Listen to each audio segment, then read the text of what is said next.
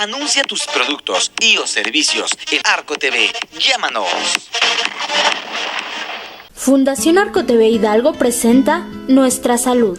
No debe ser a medias, debe ser total.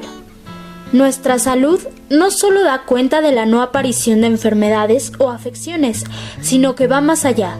Juntos podemos prevenir, detectar oportunamente y tratar con éxito. Nuestra Salud, comenzamos. Hola amigos, ¿qué tal? Bienvenidos a su programa Nuestra Salud.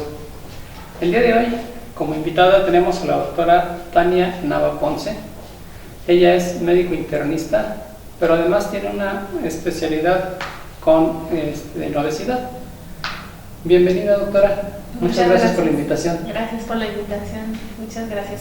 Y pues aquí estoy para platicar un poquito de lo que me diga, lo que estemos aquí para servir y pues para informar. Muy bien, doctora. Aprovechando, hace algunos días, el 14 de noviembre, fue el Día Mundial de la Diabetes. Nuestro país desafortunadamente ocupa un lugar deshonroso, de los primeros lugares en diabetes, y sobre todo en diabetes tipo 2. ¿Nos puede explicar a grosso modo qué es la diabetes, doctora?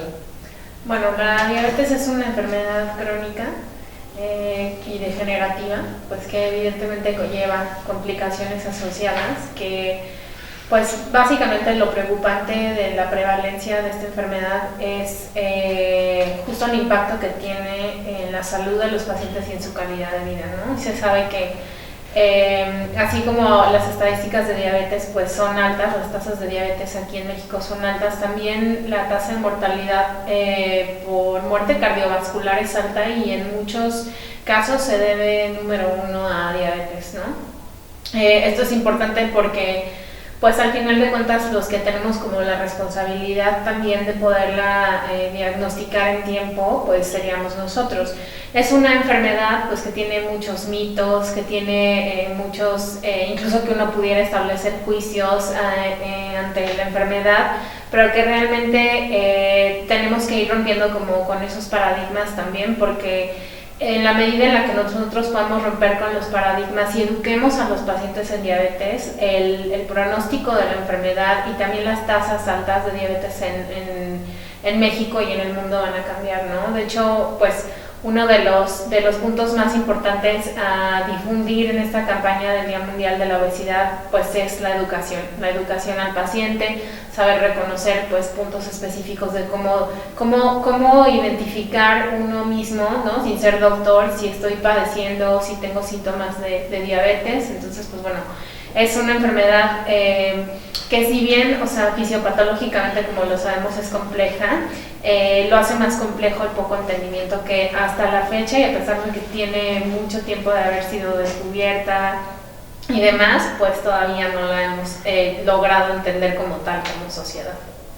Sí, doctora, usted dijo dos cosas muy ciertas. Es un padecimiento crónico. Esto quiere decir que no se cura, por más que le hagan y por más que digan es que me tomo el chocho, el tecito, la hierbita y tal, no se cura. Y progresiva, que va agravándose, por decirlo de una manera, va presentando complicaciones a través del tiempo. Aquí los pacientes luego dicen, entonces ¿para qué me cuido si va a progresar? Para que el progreso no sea tan rápido. Y como bien lo dijo, hay muchos mitos con respecto a la diabetes. Uno de ellos, ya nos dijo que es la diabetes, pero otro de ellos es, los pacientes tienen su propia clasificación de diabetes. Dicen, es que yo tengo diabetes de la buena, diabetes de la mala, y no, doctora, ¿cuál es la clasificación de la diabetes? Bueno, la Asociación Americana de Diabetes clasifica a la diabetes pues desde su fisiopatología, ¿no? Tenemos varios tipos que van desde la diabetes tipo 1, que puede ser originada pues de cierta manera por un proceso autoinmune y que es diagnosticado en edades tempranas. Este tipo de diabetes se caracteriza por ser insulino dependiente y pues bueno, que al final de cuentas también el ser o el cursar con un tipo de diabetes insulino dependiente pudiera verse como algo complejo, pero al final de cuentas pues no lo es, ¿no? Ese es otro mito tal vez que tengamos que hablar después. existe la diabetes tipo 2, ¿no? Esta diabetes tipo 2 es originada pues por varios aspectos importantes. Factores de riesgo que no son modificables, pues es la herencia, ¿no? Es un tipo de diabetes altamente heredable y que pues también se ve pues afectado por diversos factores de riesgo modificables, por ejemplo el estilo de vida, ¿no? El sedentarismo, la falta de actividad física, la obesidad, son factores como muy importantes para el desarrollo de este tipo de diabetes y que realmente es el grueso de los pacientes que nosotros pues como internistas vemos, ¿no? Como médicos en general vemos en la consulta. Existe la diabetes gestacional, que también es una complicación o una anormalidad en el metabolismo de la glucosa en pacientes embarazadas y que bueno, esto también tiene factores de riesgo como embarazos previos con trastornos del metabolismo de la glucosa, ya sea resistencia a la insulina o una propia diabetes gestacional. Y también en algunos casos, pues bueno, el sobrepeso o la obesidad materno-fetal también propician principalmente materna, ¿no? Precipitan una diabetes gestacional. Existen otros tipos, pues un poco más raros o menos prevalentes de diabetes, como es la diabetes tipo MODY, que es una diabetes de aparición temprana en el adulto joven, básicamente, y también la tipo LADA. Estos dos tipos de diabetes pues tienen una fisiopatología de tipo autoinmune y también tendrían que ser detectadas y diagnosticadas oportunamente y pues con las pruebas de laboratorio que se requieren, ¿no? En general, pues el grueso, ¿no?, de las diabetes se trata casi igual, pero sí hay que saber cómo diferenciar cada tipo. Y bueno, nada más como para agregar, se han agregado criterios desde hace varios años de prediabetes, que muchas personas también como que no nos tomamos muy en serio eso, porque decimos, bueno, pues es prediabetes, o sea, todavía no tengo la diabetes y no pasa nada. Pero también la prediabetes es un trastorno subclínico que probablemente no esté dando signos y síntomas característicos como la sed, el hambre, el cansancio, la pérdida de peso de los pacientes, pero que sí ya en los estudios de laboratorio se llega a diagnosticar y que sería lo ideal diagnosticar a todos los pacientes en un estado de prediabetes para poder hacer prevención primaria y que la diabetes tipo 2 no se presente. Sí, doctora, resumiendo al grueso, los tipos de diabetes que más vemos, como bien lo menciona, es el tipo 2, que también está catalogado o también se dice que es la diabetes del adulto. Así es. Y el tipo 1 es en el juvenil. Sin embargo, ahora cada vez vemos más diabetes en pacientes jóvenes, sin llegar a ser diabetes juvenil, entonces sigue siendo diabetes tipo 2, que esto, como bien lo menciona, está sujeto a muchos factores, entre ellos nuestro estilo de vida, la obesidad, la falta de ejercicio y bueno, una mala alimentación, que ahorita vamos a hablar.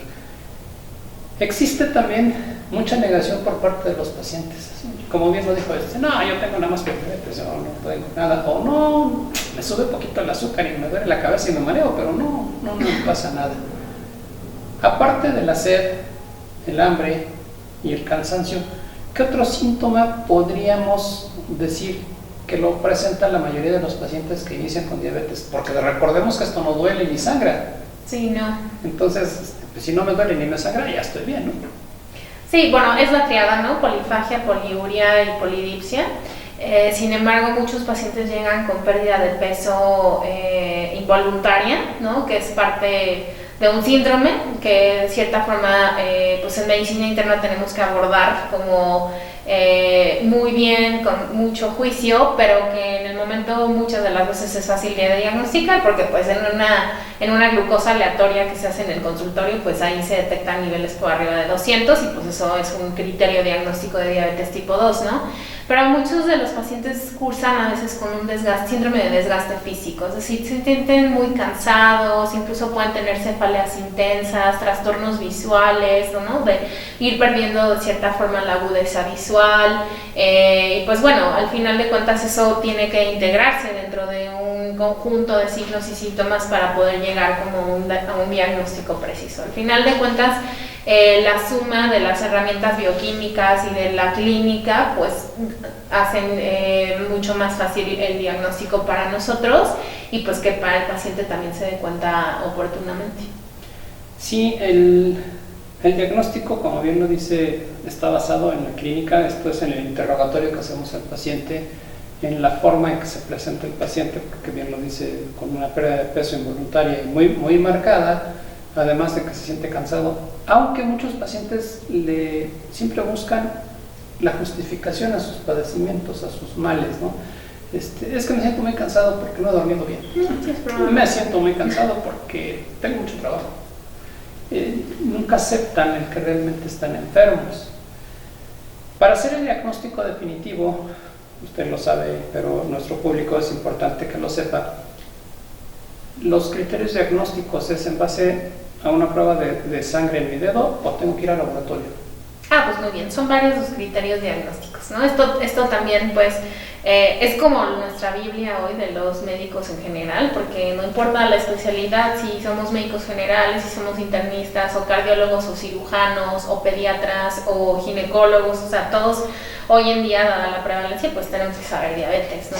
Entonces los criterios diagnósticos pues son una hemoglobina glucosilada arriba de 6.5, una curva de tolerancia a la glucosa de 2 horas con 75 gramos mayor a 200, una toma de glucosa capilar aleatoria mayor a 200 y en este caso, pues bueno, en general, pues la glucosa que nos toman en ayuno, ¿no? Cuando vamos al laboratorio, tiene que estar arriba de 130. O sea, son 4 criterios diagnósticos que sí tienen que hacerse mediante una toma de muestra de sangre, ¿no? En ayuno y con ciertas características como la curva de tolerancia a la glucosa y que bueno, en algunos casos cuando existe un poco de discordancia, porque eso también nos pasa mucho en la consulta, muchas de las veces la glucosa sale muy normal en el ayuno, pero hay una hemoglobina glucosilada ya arriba de 6.5, entonces como existe la duda, pues la Asociación Americana de Diabetes establece que es mejor ante la duda hacer una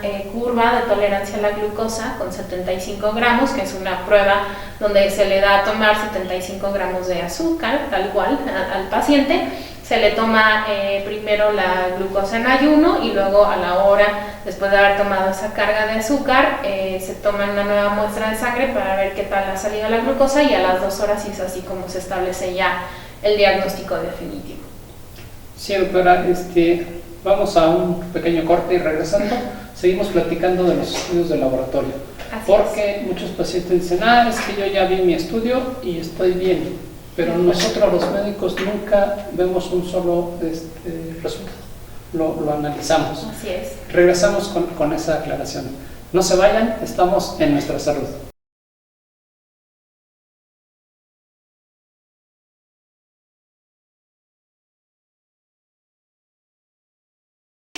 Anuncia tus productos y o servicios en Arco TV. Llámanos. Juntos podemos prevenir, detectar oportunamente y tratar con éxito. Continuamos con más de Nuestra Salud. Estás en Arco TV Hidalgo, el canal de tu confianza. ¿Qué tal, amigos? Regresamos a Nuestra Salud y estamos hablando con la doctora Tania Nava. Ella es internista, recordamos que es internista y que además tiene una subespecialidad en obesidad, que va muy relacionado también la obesidad con el tema que estamos tratando, la diabetes.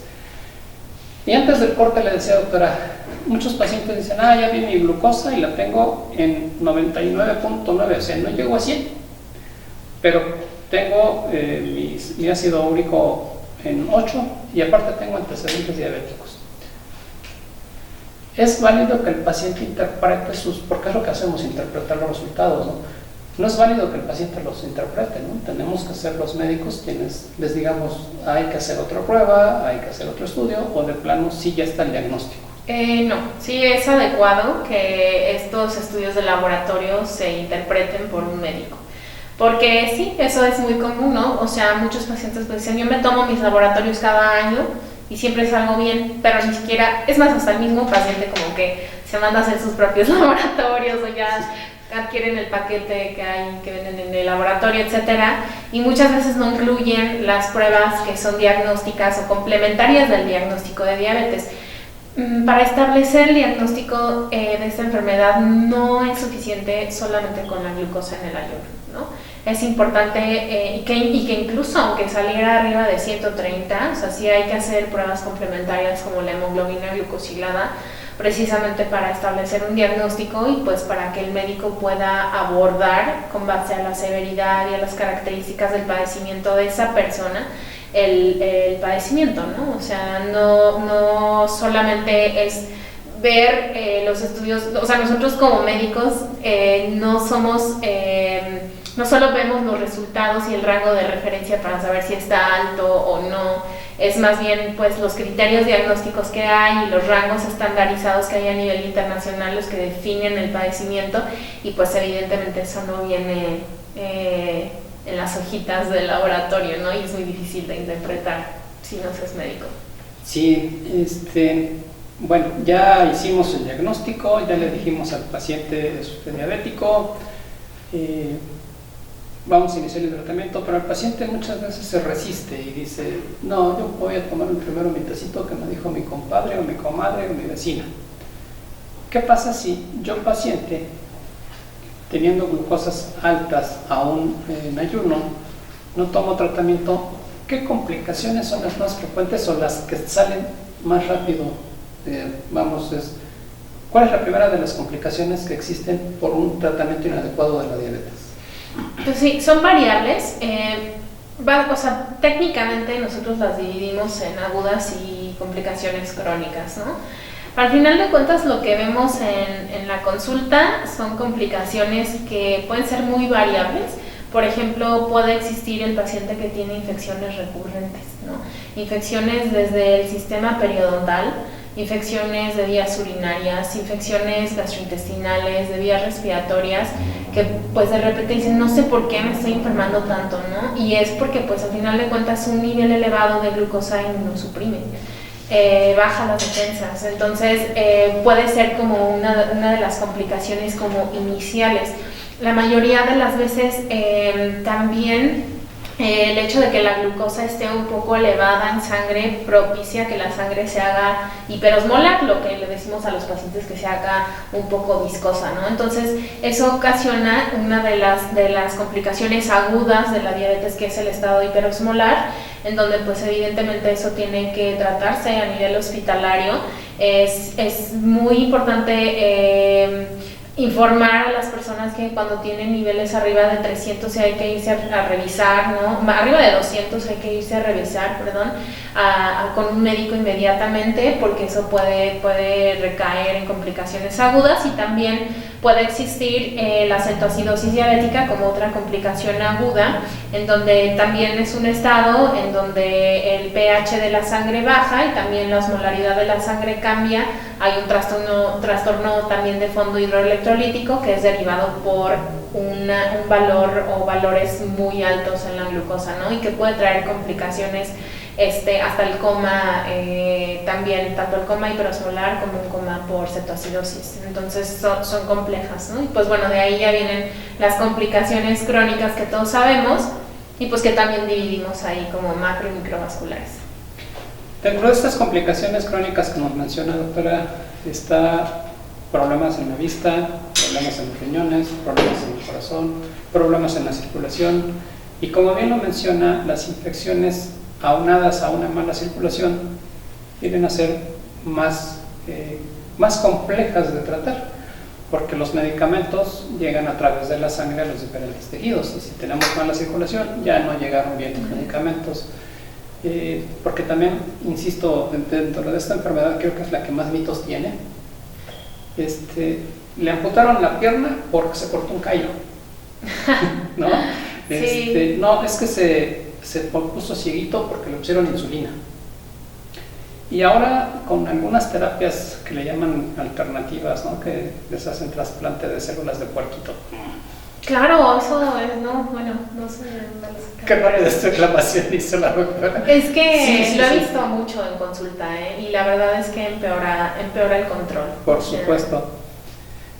Mencionaba las infestaciones en la piel causadas por hongos, sobre todo en las áreas cercanas a los genitales, por la humedad que les provoca el orinar, y que esa orina, aparte de llevar bacterias, lleva mucha glucosa. Así es. Entonces esto hace que los pacientes, ellos lo llaman, se me rozaron el calzón, se me rozó la entrepierna, me da mucha comezón, empiezan a tener también problemas en sus uñas, coloquialmente le dicen me salieron hongos en las uñas, y todo esto es consecuencia de una diabetes maltratada, pero ya es una complicación tardía. Esto quiere decir que ya hubo mucho tiempo y que no se trataron adecuadamente. Así es. ¿Qué le podemos decir a los pacientes si ya les dijimos que es una enfermedad crónica, que es una enfermedad progresiva y que deben de tener cuidado con ella, pero aún así no nos hacen caso hasta que ya aparecieron datos de insuficiencia renal, datos de ceguera, ya les dio un infarto, ya empezaron a tener problemas de circulación en los pies? ¿Todavía podemos hacer algo por ellos o el tratamiento sigue siendo el mismo o hay que cambiar? Siempre se puede mejorar la calidad de vida del paciente, ¿no? O sea, cuando hablamos de enfermedades crónicas, por ejemplo, pues también que me dedico a la obesidad, parte de los objetivos del tratamiento de una enfermedad crónica es claramente reducir los riesgos de complicaciones asociadas a la enfermedad de base.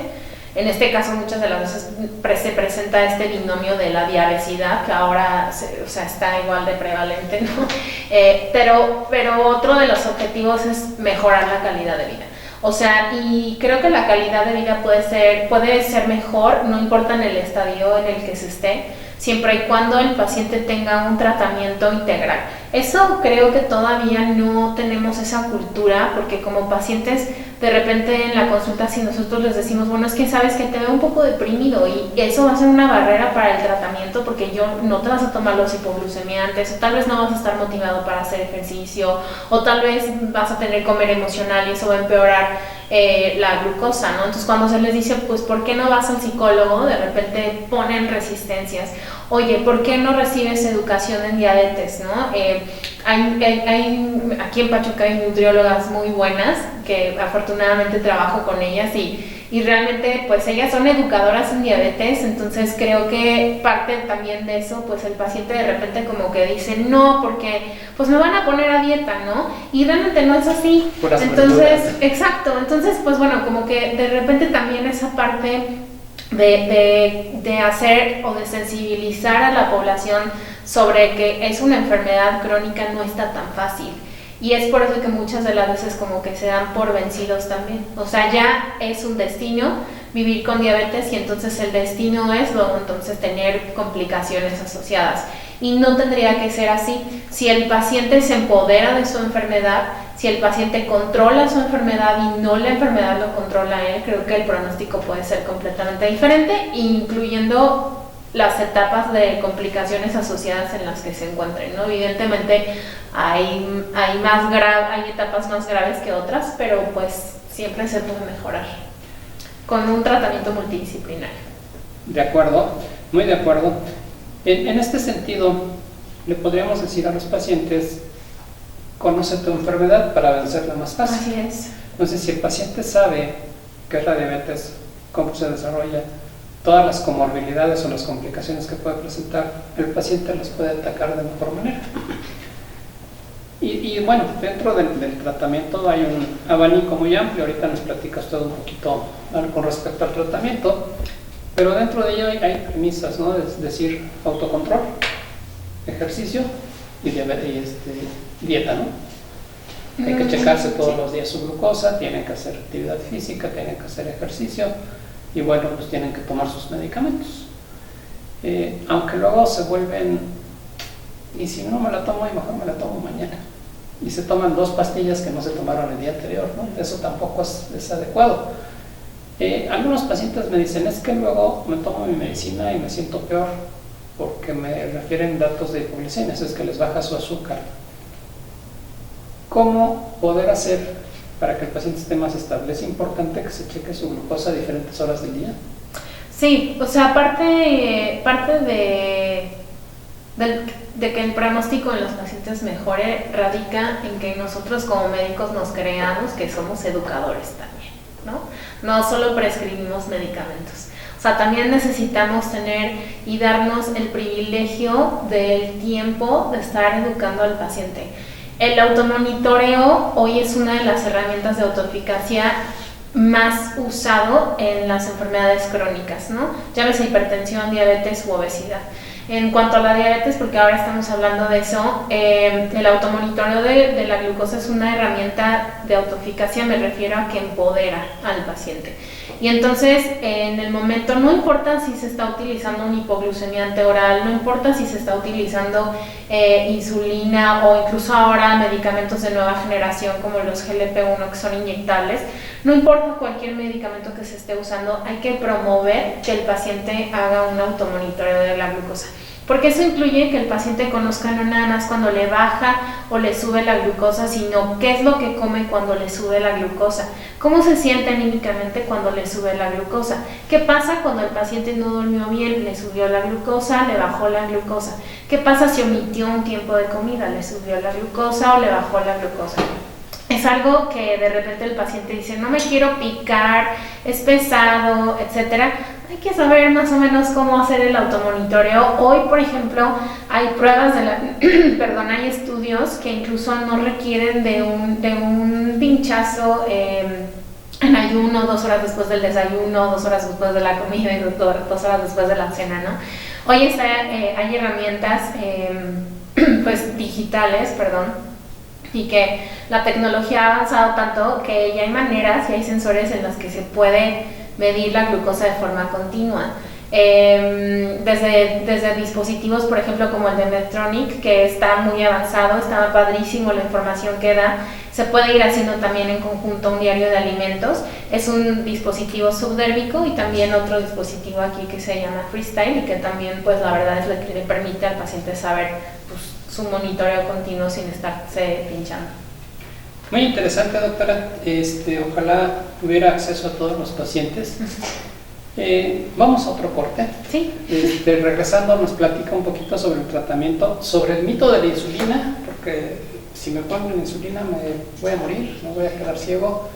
Y bueno, pues explicar un poquito que ahora tenemos igual una gama enorme de diferentes tipos de insulina. Aquí sí ya podemos ir adecuado a cada tipo de paciente, de acuerdo a su actividad, de acuerdo al avance de su enfermedad, etcétera, etcétera. Amigos, no se vayan, estamos en Nuestra Salud. Regresamos.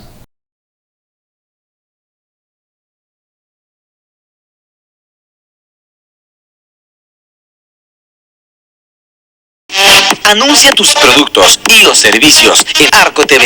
Llámanos. Juntos podemos prevenir, detectar oportunamente y tratar con éxito. Continuamos con más de Nuestra Salud. Estás en Arco TV Hidalgo, el canal de tu confianza. Regresamos nuevamente con la doctora Tania. Estamos hablando sobre la diabetes y la pregunta que quedó antes del corte era precisamente el tratamiento y aquí pues tenemos que dividir tratamiento dietético y tratamiento farmacológico. Y dentro del farmacológico, que son los medicamentos, los que van a ser tomaditos, y la insulina, que al respecto hay muchos mitos, ¿no? Me voy a quedar ciego, es el que más se resiste, me va a doler, me voy a acostumbrar. Ahorita nos platica un poquito sobre las insulinas, pero sí platícanos sobre los diversos tratamientos que hay para combatir la diabetes o para controlar la diabetes. Claro, hoy hay una amplia gama de medicinas, ¿no? O sea, medicamentos para poderle brindar al paciente un adecuado control de la enfermedad. Lo más importante de todo es que tiene que ser un tratamiento individualizado, o sea, de el paciente, a la medida de el paciente. Y muchas veces en la consulta parecería difícil como lograrlo, pero no lo es. Hay guías, ¿no? La misma Asociación Americana de Diabetes pues nos dice, mira, prioriza, por ejemplo, si el paciente tiene riesgo cardiovascular, es decir, que le haya dado ya un infarto o un evento vascular cerebral, un infarto cerebral, y que ahí pues se priorice el riesgo cardiovascular y hay medicamentos junto con la metformina, que no ha dejado de ser tratamiento de elección, y que pues al final de cuentas eso se prioriza para disminuir el riesgo cardiovascular, y hay muchos agentes hipoglucemiantes que están logrando esa eficacia, ¿no? En reducción de riesgos. Por otro lado, también está individualizar ese paciente que está más vulnerable a la hipoglucemia. Hay hipoglucemiantes orales también, o hipoglucemiantes que son inyectables, que no son insulínicos y que promueven una cierta seguridad también para minimizar los episodios de hipoglucemia, que la verdad es que cuando les baja el azúcar a los pacientes sí se sienten muy malos, así hay que creerles también. Otra cosa importante también dentro del algoritmo de tratamiento es revisar si el paciente no está cursando con falla renal, o sea, con enfermedad renal asociada a la diabetes o nefropatía diabética, porque también hay un grupo específico de medicamentos que es nefroprotector, ¿no? Y que al final de cuentas, al mismo tiempo que trata la glucosa, pues también puede mejorar la calidad y la funcionalidad de ciertos órganos como son los riñones.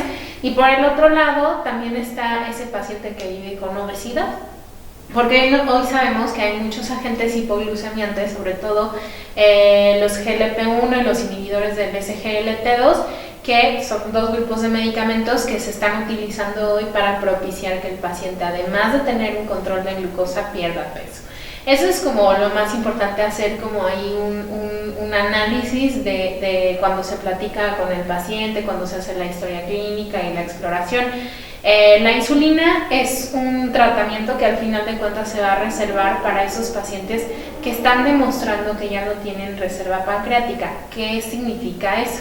O sea, nuestro páncreas es el que produce la insulina humana, ¿no? La endógena, la de adentro. Entonces, generalmente el por qué se instaura la diabetes es por una apoptosis o una muerte celular de esas propias células que producen insulina, y que a lo largo del tiempo, pues en algún momento ese páncreas pues se va a cansar, así les digo a los pacientes, ¿no? O sea, se cansa, se queda sin reservas y en algún punto pues ya no hay una producción suficiente de insulina como para que esa insulina pueda regular o ayudar a regularle los niveles de glucosa en sangre. Esto es importante porque en algunos estudios de laboratorio, sobre todo en la glucosa en el ayuno o con una hemoglobina glucosilada, podemos irnos dando cuenta quién es ese paciente que es muy probable que requiera insulina. Y ese muy probable se traduce en algo que nosotros decimos como insulinización temprana. Esa insulinización temprana implica que nosotros como médicos podamos decidir en el momento oportuno en el que vamos a prescribir la insulina, y no necesariamente cuando el paciente ya esté pues en el hospital o teniendo una complicación aguda, ¿no? Realmente es importante repensar eso, porque el tratamiento de la insulina va a ser el mejor para el paciente, aunque tiene algunas implicaciones como mayor autocuidado, ¿no? Mayor automonitoreo, y pues el hecho de la aplicación de la insulina, ¿no? Su conservación, etcétera, pero la realidad es que es de los mejores tratamientos hoy en día. Doctora, para iniciar la insulinización temprana, como usted nos lo menciona, esto es ponerle al paciente insulina antes de que empiecen sus complicaciones. Se toma el parámetro de la hemoglobina glucosilada, que es una prueba de laboratorio, pero creo que también es importante ver el registro del paciente, del automonitoreo, ¿no? ¿En qué momento te está subiendo más tu glucosa, ¿no? O en qué momento no la podemos bajar, para poder prescribirlo, como le decíamos, algo muy personalizado, incluyendo los tipos de insulina que vamos a utilizar. Dentro de las pruebas de insulina, dentro de los tratamientos de insulina, los análogos, como ustedes lo mencionan, ¿qué tan importante es que lleven a cabo una reducción de peso y qué tan importante es que aprendan a comer? Porque luego le decimos al paciente, a ver, ¿qué comió ya? Pues me comí un arroz, pollo con mole y 2 tortillas. ¿Y las verduras? Las que lleva el arroz, doctor, no lleva verduras, ¿no? Chicharito. 3 chicharitos. Y también hay un poco de desconocimiento en el sentido de a las papas piensan que son verduras. No come verduras, como papas. No. Entonces creo que nos falta un poquito de educación, o muchito de educación en cuanto a la alimentación. Pero bueno, seguimos con el tratamiento farmacológico, doctora. ¿Qué mitos ha encontrado en su consulta que le cuesta trabajo convencer al paciente de que inicie su insulinización temprana? Lo más tal vez esto no sea un mito, pero el paciente cuando se le menciona que requiere insulina se siente como si hubiera fracasado con su enfermedad. Como castigo. Exacto. En algún punto creo que se debería de dar otro mensaje también, porque es el mejor tratamiento que pudieran tener para ese momento, para evitar mayor progresión de la enfermedad, ¿no? O de que esas reservas de insulina se terminen. Esto que como que el mayor, no es mito, pero es el mayor sentimiento que encuentro, ¿no? Como una sensación de falla. La otra cosa es la insulina tal cual es mala, la insulina deja ciego, ¿no? Con la insulina se me van a dañar los riñones, también he escuchado eso. Ya es lo último. Me va a hacer daño al hígado, por ejemplo, ¿no? O sea, son como que los mitos que he escuchado y realmente se los pregunto con intención. O sea, ¿qué has escuchado? Antes de que yo empiece la conversación, en el consultorio siempre les pregunto, ¿tú qué has escuchado de la insulina? Y salen muchas cosas, ¿no? Pero esas son las más prevalentes y realmente no son ciertas, ¿no? O sea, la insulina al final de cuentas esas alteraciones visuales se sabe que no se deben al fármaco per se, sino que se debe a un cambio también en la insulina que promueve que exista una visión borrosa o cambios en la agudeza visual, pero que al final de cuentas no se trata del medicamento, ¿no? Desafortunadamente estos mitos vienen de voz en voz, de boca en boca, y de años tras años. Año tras año, del familiar tras el familiar o del amigo tras el amigo o el vecino y realmente pues muchas de las veces es bien difícil romper con ellos, ¿no? Y eso es una barrera muy importante para que el paciente se apegue al tratamiento. Fíjese que dijo algo bien importante también, el mensaje que nosotros le damos al paciente. Yo he escuchado que, por referencia de los pacientes, es que el doctor fulano de tal me dijo que si no me aplico la dieta me va a tener que dar insulina. Exacto. No es que te tenga que dar porque no estés haciendo la dieta, es porque tu páncreas ya se acabó. Exacto. Es que me dijo que si no bajo de azúcar me va a tener que poner insulina. Y yo he encontrado un poquito más de resistencia, aparte de lo que ya mencionó, al dolor. Es que me va a doler, ¿no? Digo, es una agujita muy pequeñita. O si no, es que no hay quien me la ponga, no hay quien me inyecte. Sí. Pues hay que aprender a hacerlo uno mismo. Y aparte ahora hay dispositivos, se presiona un botoncito, se pone la dosis, se presiona el botoncito y solito. Entonces creo que es importante, como también lo mencioné hace rato, ser educadores y educar a nuestros pacientes en diabetes. Así es, porque muchas de las veces el éxito del tratamiento médico, o sea, del tratamiento con fármacos, radica en la educación que se le da al paciente, tanto alimentariamente, ¿no? O sea, como para la aplicación y el autocuidado, ¿no? de su monitoreo de glucosa, por ejemplo, pero también alfabetización en la actividad física. O sea, se nos hace muy fácil decir, bueno, haz 30 minutos diarios de caminata, pero no preguntamos si el paciente tiene una lesión, si le duele la planta de los pies o si simplemente se siente incómodo en ropa deportiva porque lo juzgan, porque vive con obesidad, ¿no? Y eso es una barrera. Entonces hay que abrirnos a conversaciones más amplias con los pacientes, no solamente en un enfoque glucocéntrico, o sea, en un enfoque educativo. A veces, de repente a mí, pues porque me formé diferente, ¿no? Pero de repente en la consulta sí digo, qué padre, o sea, yo no me había dado esta oportunidad de enseñar. Y para enseñar a veces hay que hasta picarse tantito con la agujita, ¿no? O sea, para ver si duele o no duele. Y decirle al paciente, esto te duele, la inyección de la insulina te duele menos que el piquete que te das aquí. No te preocupes, tráeme la insulina y yo te la pongo en 5 minutos, te enseño. O sea, cosas muy sencillas que de verdad empoderan al paciente. O sea, hacen completamente la diferencia. No es que la insulina, no me puse la insulina porque me la pone mi mamá, no me la puse porque me la pone mi esposa, me la pone mi hijo, no. Vas a traer tu pluma a la siguiente consulta y yo te voy a enseñar cómo se pone, ¿no? Enseña. Ahora tenemos modelos, tenemos los abdómenes no chiquitos, que son como modelos para poder ayudar a los pacientes con los dispositivos de demostración, pues a enseñarles cómo es que se aplican. Y no solo nosotros, también buscar a un profesional de la nutrición que tenga el expertise y la capacitación como educador en diabetes para que ellos también les ayuden a conocer un poco más sobre las opciones que tienen, porque son muchísimas, ¿no? O sea, de repente a la consulta llegan los pacientes y me dicen, doctora, estoy muy feliz porque me dejaron comerme la mitad de un pan dulce. Y yo no creí que me pudiera tomar un pan dulce. Y hace completamente la diferencia, ¿no? Sí. Quienes nos gusta el cafecito siempre queremos el pancito, ¿no? Sí, nosotros sí, porque el paciente no. Con respecto al ejercicio también, ¿qué punto tan importante? Porque luego el paciente me dice, ¿qué ejercicio me recomiendan? Pues vaya a correr. Claro. Insuficiencia cardíaca. Vaya a nadar, no hay albercas en mi pueblo. Sí.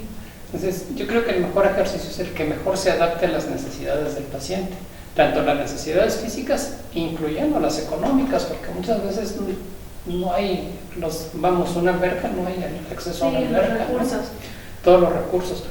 Con respecto a los medicamentos, no deberíamos de hacerlo, pero a veces también tenemos que hacer un poquito de qué medicamento se adapta a lo que tú necesitas, pero también que te alcance. Claro.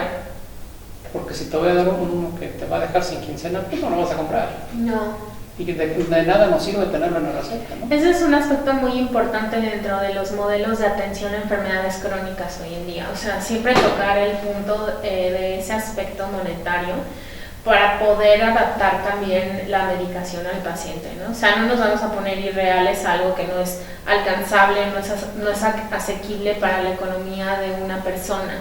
Y pues dejarle en manos de eso el control de su enfermedad si no tiene cómo obtener los medicamentos, ¿no? Ahí, por ejemplo, es donde de repente podemos decir, bueno, o sea, tal vez no tenemos como para los medicamentos, pero sí hay que echarle ganas a la actividad física, vamos a meterle con todo al tema de la alimentación, que comas correctamente, ¿no? Y eso puede potencializar mucho el efecto de los medicamentos, incluso promueve que las dosis de los medicamentos sean menores. Entonces creo que hay que apostarle también a esa parte. Sí, y también si les disminuimos sus complicaciones, les disminuimos sus médicamente comorbilidades, no vamos a dejar que se saturen los sistemas de salud.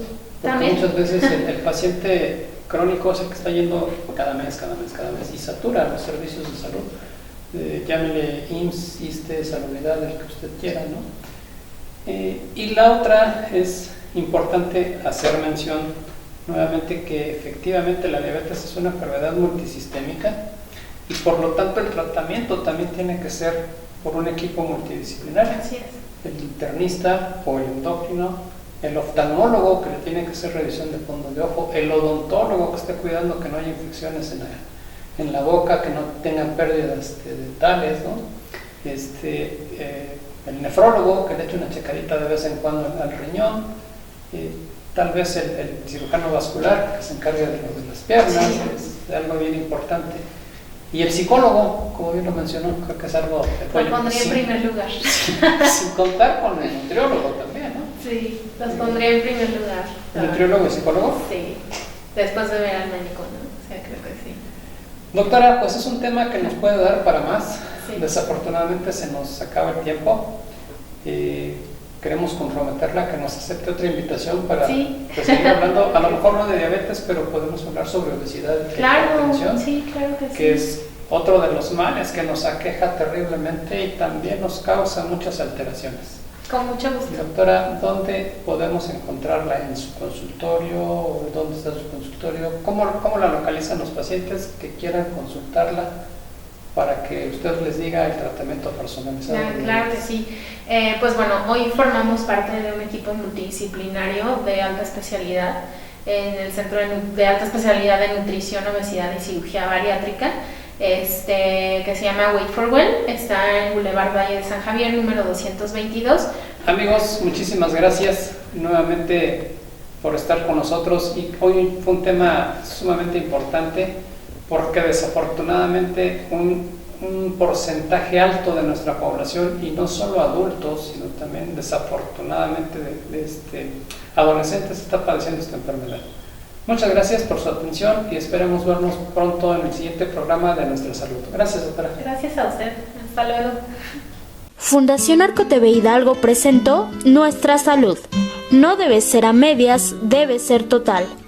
Nuestra salud no solo da cuenta de la no aparición de enfermedades o afecciones, sino que va más allá. Juntos podemos prevenir, detectar oportunamente y tratar con éxito. Nuestra salud. Hasta la próxima. Anuncia tus productos y o servicios en los teleavisos de Arco TV. Llámanos.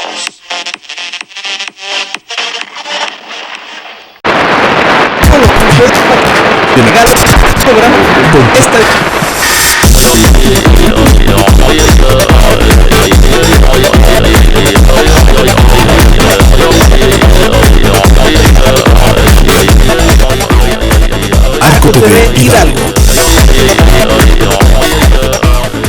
La información es poder, y el poder se los da la entrevista con un espacio de los noticieros Arco TV, donde personalidades del mundo político, empresarial y social nos platican sobre sus actividades diarias en su ramo. La entrevista con llega hasta ti a través de la señal de Arco TV Hidalgo, el canal de tu confianza.